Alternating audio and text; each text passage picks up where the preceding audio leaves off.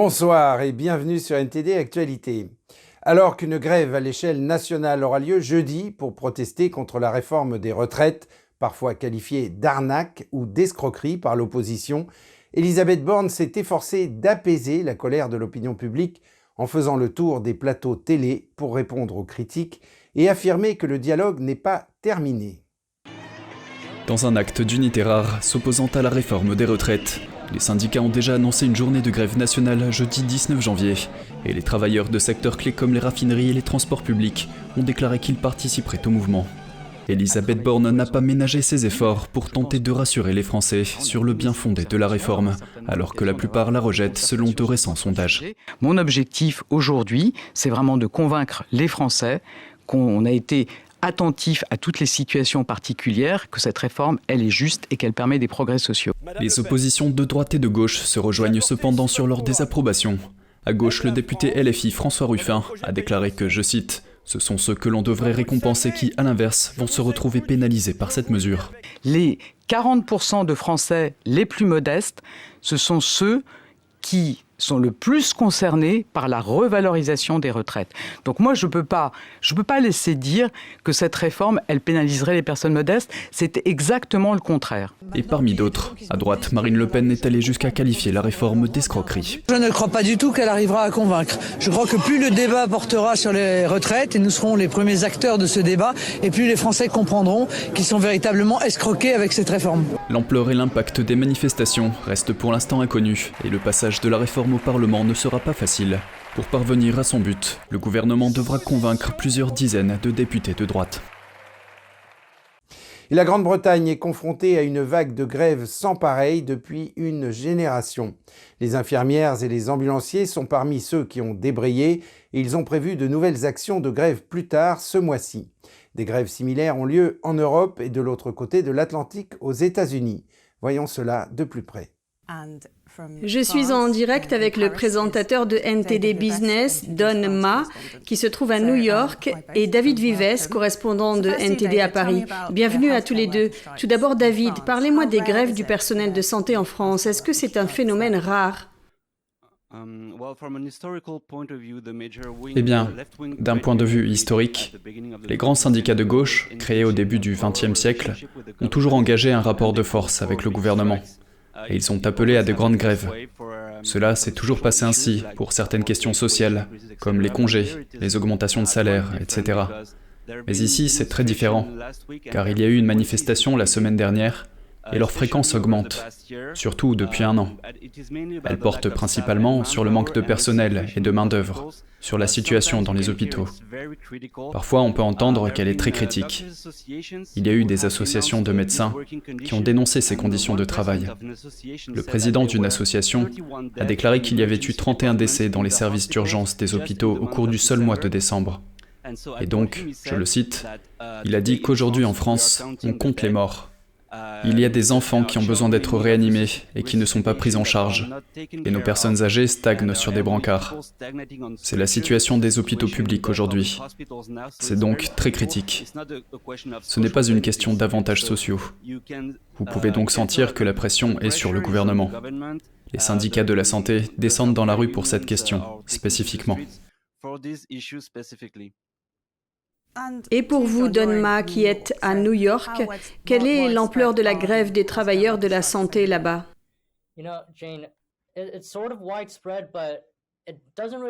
Vous savez, Jane, c'est assez généralisé, mais ça ne se passe pas vraiment en une seule fois.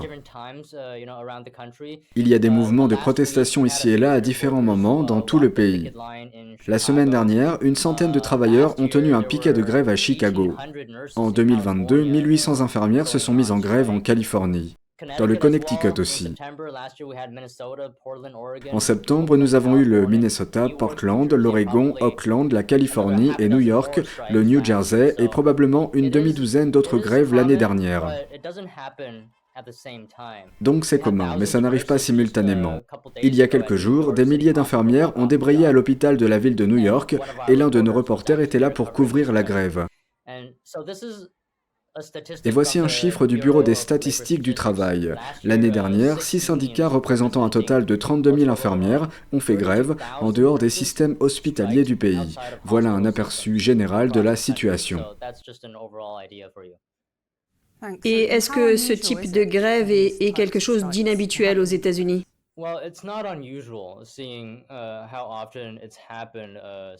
Eh bien, ce n'est pas inhabituel, vu le nombre de fois où cela s'est produit. Donc oui, je ne dirais pas que c'est inhabituel, parce qu'il y a des problèmes de personnel dans de très nombreuses régions des États-Unis. Je ne serais pas surpris en fait qu'il y ait davantage de protestations de la part des infirmières, un certain nombre d'hôpitaux à travers le pays, comme l'a dit David, et ici aux États-Unis aussi, sont également confrontés à des pénuries de personnel généralisées. Des infirmières surmenées, pas assez de nouveaux travailleurs, de nouvelles infirmières. Hier, la grève à New York a pris fin car les infirmières ont conclu un accord de principe avec le syndicat. Comme vous le savez, les infirmières protestaient contre le manque de personnel et la surcharge de travail des responsables syndicaux. Dans cet accord de principe, ils ont dit qu'ils allaient soulager les pénuries chroniques et qu'ils allaient augmenter leur salaire de 19% sur 3 ans. David, la France a la réputation d'être un pays de manifestations et de grèves. Pourquoi? Eh bien, c'est en partie à cause des syndicats de gauche, créés au début du XXe siècle. Ils ont toujours été engagés dans une relation de pouvoir avec le gouvernement. Et ils sont très suivis par la population. Ainsi, lorsqu'ils appellent à la grève, il y a toujours des dizaines de milliers de personnes dans la rue pour les augmentations de salaire. La plupart du temps, je dois dire, cela fait du bruit, parce qu'ils réussissent facilement à bloquer le pays. Par exemple, pour le transport, le personnel de transport, les conducteurs de train, etc. Quand ils font grève, eh bien, c'est un peu comme si on bloquait une partie du pays parfois. Donc, on en entend beaucoup parler. Alors, je suppose que c'est une réputation bien méritée, je dois dire. Combien de temps pensez-vous que les grèves vont durer en France? La situation ne devrait pas s'améliorer de sitôt. Le président français, Emmanuel Macron, a annoncé la semaine dernière qu'il y aurait 6 000 embauches supplémentaires de personnel de santé d'ici 2026. Mais ce n'est pas convaincant pour les syndicats. Et pour couronner le tout, il y a un problème majeur, qui est celui du personnel de santé non vacciné qui a été suspendu il y a 1 an. Ils n'ont toujours pas été réintégrés. Nous parlons donc ici d'environ 15 000 personnes manquantes dans les hôpitaux. Donc, cela augmente aussi la pression, la charge de travail sur les autres personnels de santé. Je dirais donc que la situation n'est pas près de s'améliorer et que nous verrons probablement d'autres manifestations de ce type dans les semaines à venir. Don, quel est le sentiment des habitants de New York à propos de ces manifestations des travailleurs de la santé?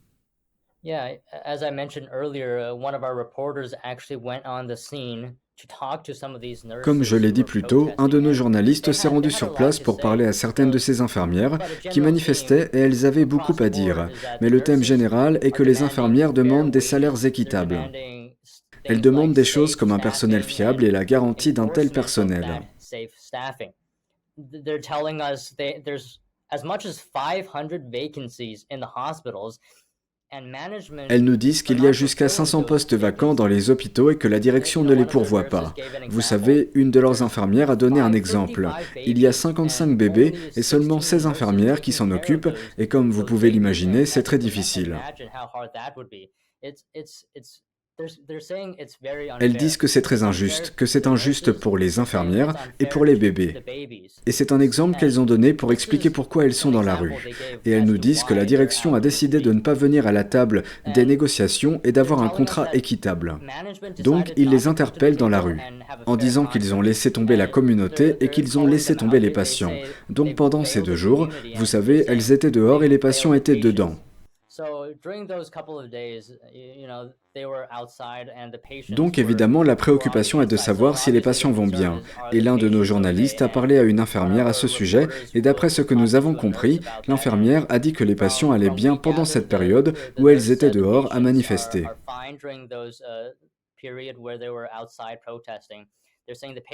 Elles disent aussi que les patients sont du côté des infirmières. Beaucoup d'entre eux ont annulé leur rendez-vous, juste pour être là avec les infirmières. C'est en général ce que nous avons entendu. Nous allons nous arrêter là pour le moment. Merci beaucoup à tous les deux. Merci à vous. Merci à vous. La Suède a découvert le plus grand gisement connu de métaux de terres rares en Europe. Les terres rares sont un ensemble de 17 éléments métalliques qui sont essentiels à de nombreux procédés de fabrication de produits de haute technologie. Elles sont par exemple utilisées dans les véhicules électriques, les éoliennes et les appareils électroniques portables. La réponse à la dépendance de l'Europe à l'égard de la Chine pour ces précieuses terres rares se trouve peut-être dans les profondeurs du nord de la Suède. Ces terres rares sont essentielles dans le domaine en pleine expansion de l'énergie verte. Une société minière publique suédoise affirme en avoir trouvé plus d'1 million de tonnes. Ce que nous pouvons dire aujourd'hui avec ce que nous savons, c'est que c'est de loin le plus grand gisement de terres rares en Europe, totalement vital pour notre transformation des moteurs à combustion en moteurs électriques. Les terres rares sont également essentielles à la fabrication des véhicules électriques, des smartphones, des disques durs et des microphones. L'Union européenne obtient 98% de ces minéraux de terres rares de la Chine sans aucune extraction en Europe. Selon la Commission européenne, la demande sera multipliée par 5 d'ici 2030. C'est vraiment un jour important pour la Suède et pour l'ensemble de l'Union européenne. Il s'agit d'un événement significatif qui peut jouer un rôle clé dans la réalisation d'une transition verte au sein de l'Union européenne. Mais d'après la société suédoise, il faudra au moins 10 ans avant que l'exploitation ne puisse commencer. Et aux États-Unis, des documents internes de Twitter dévoilent l'implication de grands acteurs démocrates dans le mensonge du Russiagate. La dernière publication des Twitter Files montre en effet comment de grands acteurs démocrates ont mis en avant le faux narratif des bots russes liés au Russiagate alors qu'ils savaient que c'était un mensonge. Le journaliste Matt Taibbi a publié d'autres fichiers Twitter jeudi. Il affirme que d'éminents démocrates ont sciemment fait circuler un faux récit lié au Russiagate concernant les bots russes pendant l'enquête sur Trump-Russie, et ce malgré le fait que des cadres de Twitter leur auraient dit que ce n'était pas vrai. Taibbi a tweeté, je cite, « À un moment crucial d'une furie qui dure depuis des années, les démocrates ont dénoncé un rapport sur les failles de l'enquête Trump-Russie, affirmant qu'il a été dopé par des bots et des trolls russes. Et les emails semblent montrer que les responsables de Twitter étaient atterrés, ne trouvant aucune preuve d'influence russe. Les allégations des démocrates concernant la Russie auraient commencé après que certains républicains aient exigé qu'ils publient un mémo, lançant un hashtag qui s'appelait « Publier le mémo ». Il a ensuite été publié et a montré comment le FBI, sous l'administration Obama, a utilisé des recherches non vérifiées de l'opposition pour obtenir un mandat, afin d'espionner l'un des bénévoles de la campagne de Trump. Il faisait partie d'une enquête sur l'ingérence russe présumée dans l'élection présidentielle de 2016. Quelques jours après le lancement du hashtag, certains démocrates ont demandé aux entreprises de médias sociaux d'enquêter sur les allégations de bots et trolls russes, entourant la campagne en ligne Publier le mémo. Divers médias traditionnels ont fait de même, affirmant que des bots et des trolls russes étaient derrière cet effort. Taibbi affirme que NBC, Politico, AP, Times, Business Insider et d'autres médias qui ont joué sur l'histoire des bots russes, même Rolling Stone, ont tous refusé de commenter cette histoire. Aussi Yoel Roth, qui était le chef de la confiance et de la sécurité de Twitter à l'époque, aurait dit à ses collègues « Je viens de passer en revue les comptes qui ont publié les 50 premiers tweets avec le hashtag Publier le mémo, et aucun d'entre eux ne montre signe d'affiliation à la Russie. » Taibbi a conclu en alléguant, je cite, « Le scandale du Russiagate s'est construit sur la malhonnêteté crapuleuse de politiciens et de journalistes qui, pendant des années, ont ignoré l'absence de données au profit de titres d'épouvante fictifs. » Et aux États-Unis, toujours, le directeur du renseignement national américain a publié un rapport déclassifié sur les ovnis jeudi. Il recense 510 rapports de phénomènes aériens non identifiés. La majorité des phénomènes cités sont jugés comme étant des drones, des ballons et des objets en suspension dans l'air, tels que des oiseaux ou des déchets. Mais beaucoup restent inexpliqués. Le gouvernement affirme que bien qu'il n'y ait aucune preuve de l'existence d'extraterrestres, les objets restent une source d'inquiétude. Plus de 170 de ces objets non identifiés présentaient ce que le rapport appelle des caractéristiques de vol ou des performances inhabituelles. Beaucoup opéraient dans un espace aérien militaire sensible. Le Pentagone a créé l'année dernière un bureau chargé de rationaliser le processus de signalement et d'analyse. Voici ce que le porte-parole du Pentagone a indiqué jeudi à ce sujet. Je pense que l'un des points clés de ce rapport, étant donné le danger potentiel que représentent les phénomènes aérospatiaux non identifiés, est qu'aucune collision d'avions militaires ou d'avions américains n'a été signalée et qu'ils aient pu être signalés. Ce que cela signifie, et je pense que vous le verrez dans ce rapport, c'est que cela permet de collecter des données, et plus de données nous permettent d'être un peu plus rigoureux dans la façon dont nous enquêtons sur ces incidents. La version classifiée du rapport indique combien d'objets ont été trouvés près de centrales nucléaires ou de lieux de stockage d'armes nucléaires. Les responsables du Pentagone affirment que toute conclusion partielle est due à un manque de collecte de données par les capteurs et non à une technologie avancée ou à une dissimulation du gouvernement. Et voici les dernières nouvelles sur l'épidémie en Chine. Les décès dus au virus s'étendent avec des pompes funèbres submergées dans de nouvelles villes. Donma de NTD nous en dit plus. La vague actuelle de décès dus au virus en Chine atteint de nouvelles régions. Elle frappe maintenant les petites villes et les zones rurales. À l'intérieur d'un funérarium, dans une ville moyenne de Chine centrale, une pièce est remplie de cercueils. Et la zone à l'extérieur du funérarium est surchargée. C'est la même situation pour les pompes funèbres d'une région de la province de Guangdong, dans le sud de la Chine. Nous avons parlé à un membre du personnel sur place. Vous devez prendre rendez-vous 3 jours avant. Il n'y a aucun moyen pour vous de choisir une heure spécifique. Dans toute la ville de Shantou, dans toute la Chine, c'est comme ça. Il y a beaucoup de cadavres.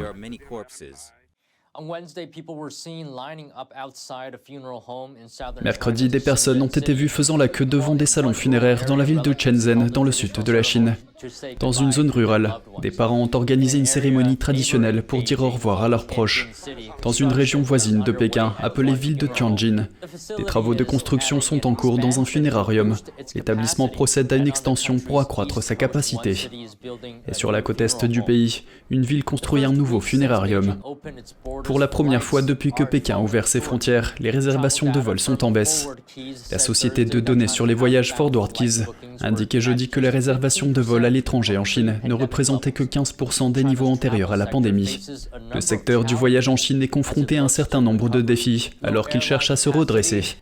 Faible capacité des compagnies aériennes, tarifs aériens élevés, nouvelles exigences en matière de tests Covid-19 avant le vol, imposées par de nombreux pays, et arriérés de demandes de passeports et de visas. Le vice-président de l'agence ForwardKeys a expliqué « Bien que le nouvel an chinois soit susceptible de voir les voyages internationaux rebondir pour la première fois en 3 ans, il faudra attendre plus longtemps avant de voir une recrudescence des touristes chinois explorant le globe. La gestion de Covid-19 par la Chine a attisé la colère des habitants du continent. Certains prennent une décision spontanée, tirer un trait sur le régime. De plus en plus de citoyens de la Chine continentale rejoignent Tuidang, un mouvement populaire visant à quitter le Parti communiste chinois ou PCC et ses entités affiliées. Le mouvement a commencé en 2004. Depuis lors, plus de 400 millions de Chinois ont quitté le parti. L'un d'entre eux vivant à l'étranger a annoncé sa décision de quitter les jeunes pionniers et la Ligue de la jeunesse communiste. Le Parti communiste exige de chaque étudiant chinois qu'il adhère à ces 2 organismes pendant ses études. Il explique que pendant 3 ans, il n'a pas pu rentrer chez lui pour rendre visite à sa famille. Il en attribue la responsabilité au Covid-19, que le régime chinois a laissé se répandre sans contrôle dans le monde entier. De nombreux experts citent comme cause le fait que Pékin a toujours sous-déclaré les données relatives à la santé.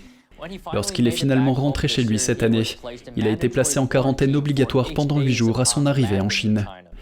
Il a décrit avoir été forcé de passer des tests de virus tous les jours ou tous les 2 jours. Il s'est demandé pourquoi un homme en bonne santé vivant à l'étranger était traité comme un ennemi de sa patrie. Dans un autre cas, un groupe de 25 personnes a annoncé conjointement qu'ils quittaient le Parti communiste.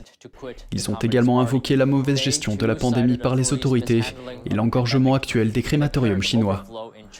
Différent du serment d'allégeance aux États-Unis, le PCC fait prêter aux citoyens un serment au Parti communiste. Le Global Tuidang Center, basé à New York, également connu sous le nom de Centre mondial pour quitter le PCC, encourage les Chinois à renoncer à ce serment. La plupart utilisent des pseudonymes pour renoncer, afin de protéger leur identité ou les membres de leur famille en Chine contre des représailles.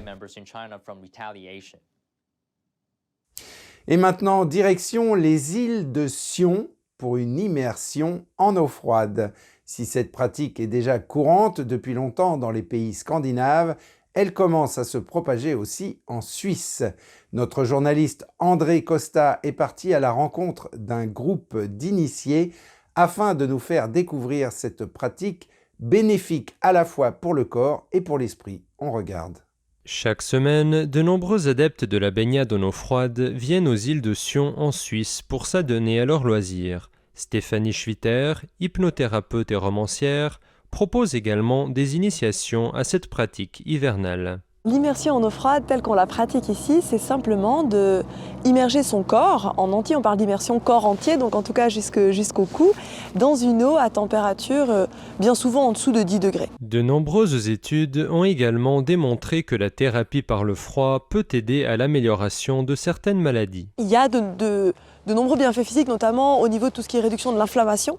Il y a des études qui existent concernant les effets de la cryothérapie sur la sclérose en plaques, la santé cardiovasculaire, la dépense énergétique et la ressource énergétique à l'effort, la fibromyalgie. Il y a énormément de mots auxquels parfois on peine à trouver des réponses, qui peuvent en tout cas trouver une amélioration par l'eau froide. Et puis naturellement, il y a le fait qu'on muscle le système immunitaire, on apprend à donner une nouvelle réponse au froid. On sait que dans nos sociétés, on augmente le chauffage, on s'habille, on supporte pas trop en fait d'être mis à nu, et donc on perd notre faculté d'adaptation au froid, et là on va remuscler ça. Professionnelle de l'hypnothérapie, Stéphanie a eu la possibilité d'expérimenter au cours des dernières années les nombreux bienfaits psychiques de l'immersion en eau froide. Alors dans les bienfaits psychiques ou psychologiques qu'on peut escompter avoir, il y a bien sûr le fait de se sentir vivant, parce qu'en fait c'est une expérience forte, intense pour le corps, et donc qui nous sort de l'hypermentalisation dans laquelle on a tendance à vivre, et donc il y a quelque chose qui nous ramène dans le corps, dans la matière, dans l'instant présent, dans l'expérience. Pour ceux qui souhaitent tenter l'expérience de l'immersion en eau froide, de nombreux groupes existent aux 4 coins du monde. Il y a ce qu'on fait, ma collègue Sylvie et moi, autour de l'utilisation de la méditation en eau froide et de l'immersion en eau froide pour mieux comprendre les mécanismes du mental et le fonctionnement, pour aller vers plus de bien-être, en fait, plus de résilience. À part les bienfaits physiques et psychiques, se baigner en eau froide apporte aussi des améliorations plus subtiles. L'immersion en eau froide, c'est vraiment un moyen de se rapprocher de soi et de retrouver une forme d'action, de redevenir actrice ou acteur de son bien-être, de son rapport à la vie, et de se rendre compte qu'en fait on a beaucoup de souplesse à l'intérieur de nous, et qu'on a beaucoup de créativité qui peut se mettre volontiers au service de notre bien-être, et qu'on a beaucoup plus de force que ce qu'on croit aussi. De quoi donner envie aux plus frileux d'entre nous de tenter l'expérience.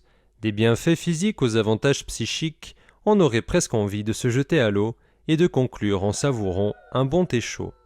André Costa, NTD News. Ainsi s'achève cette édition. Merci de l'avoir suivi. On se retrouve demain à 20h pour un nouveau journal. En attendant, je vous souhaite à toutes et à tous un très bon début de semaine et une excellente soirée sur NTD.